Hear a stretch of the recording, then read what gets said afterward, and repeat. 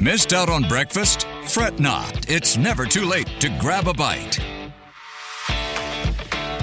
Well, Breakfast Bites today is a bit of a sore subject, getting ghosted. But we're not talking about being ghosted on a dating app, although I'm sure that hurts too. But being ghosted by a recruiter. Has this happened to you? Definitely, many times, Yeah. where I've sent in an application and never heard back. Yeah, especially in the earlier part of my career where you don't have much experience or much to talk about. How about they gave you a call back? You already went through a couple rounds of interviews and then they ghost you after that.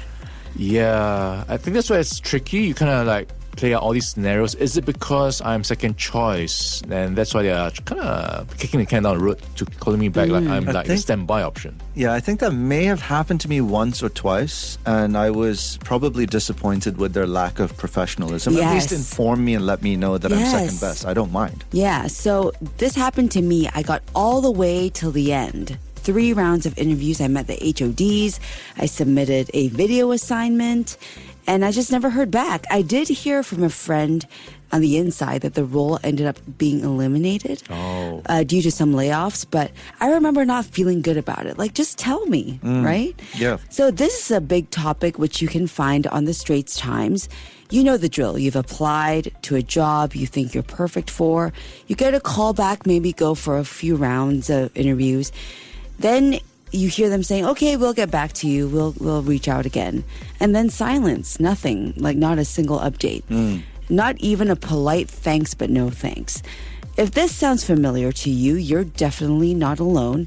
Here in Singapore, a LinkedIn poll by recruitment agency Robert Walters found a whopping 88%, that's nearly 9 in 10 people, they have said that they've been ghosted while job hunting. Oh, that's okay. higher than I thought. 9 in 10. That is a big number. Yeah, I think we can all agree that it feels pretty lousy. It's easy to take things personally, but often it's not about you at all, apparently. It's about the sheer volume of applications pouring in. Recruiters have gone on record to say that they get it. They know that ghosting feels rude. But let's just put the spotlight on one recruiter that went on the Straits Times to talk about this. He handles 10 job postings at any one time. And for each one, he screens at least 30 people.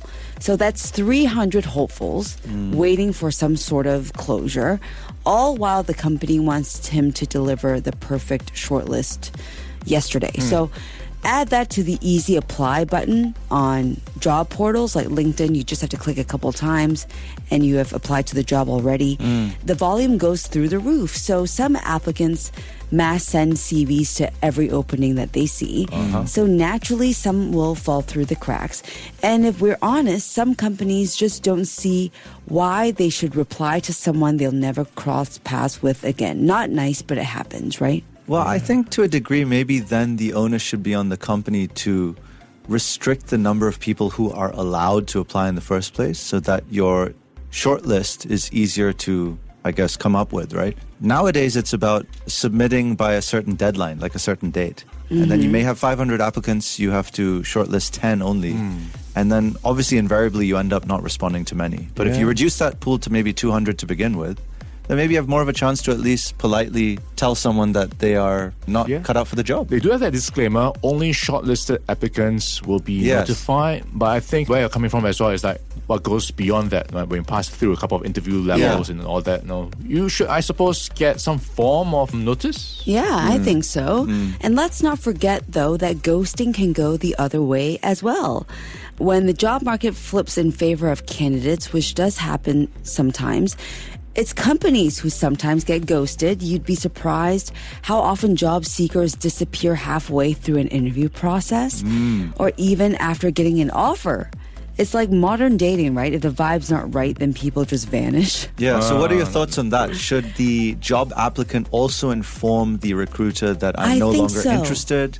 Or I have found another opportunity. Yes, I think that that's the right thing to do. That's a very good point, right? So in many cases, you have applied to a few places and then you have moved on sometimes to a new job. Then would it be still necessary to update your other places that you already applied? Hey, I'm not in the running anymore, so don't bother doing your homework, your research, and crunching your head about this over me at least. So it's not something people do. So I don't think it's necessary. Interesting. But even though it's not necessary, you don't need to. I think it would be nice just to keep them in the loop. Yeah. They did give you some time of day. Yeah, okay. So, just if that's what I would like of you, I would like you to tell me if I didn't make it. Maybe if you're in the final stage, like you're down to the last 2 or 3. Yeah. And I think if they've been prompt with you and they've been courteous with you, then the right thing to do would be to give that back. Yeah. Okay. So what should you do if you're on the receiving end of recruiter ghosting?